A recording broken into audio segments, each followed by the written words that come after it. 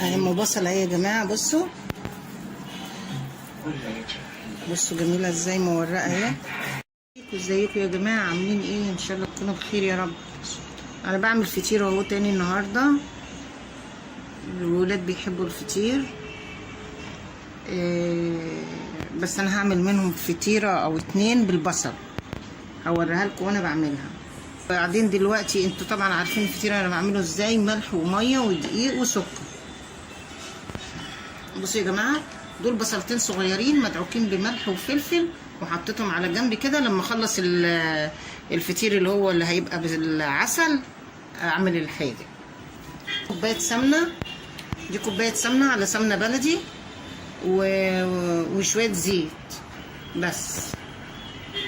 ودول نص كيلو دقيق، بس هعمله بقى قدامكم بعد وكده وهشوفوه وهيعجبكم قوي.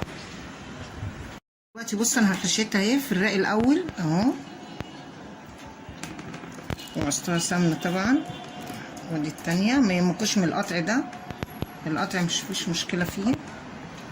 ودي السمنه اهي. وشكرا لكم يا جماعه على التعليقات بتاعت الفطير من المره اللي فاتت. تعليقاتكم حلوه قوي بتعجبني اهو. بصوا اهي، احطها بقى واعمل لها الرق التاني اهي. ادي دي اللي محشيه بصل يا جماعه اهو، دهنتها سمنه اهو.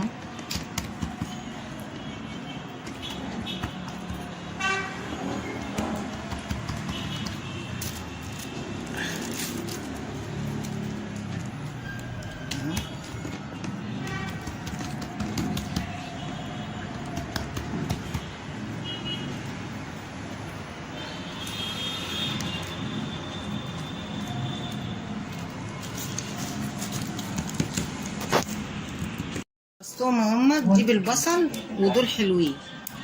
ماشي، هوريكم البصل.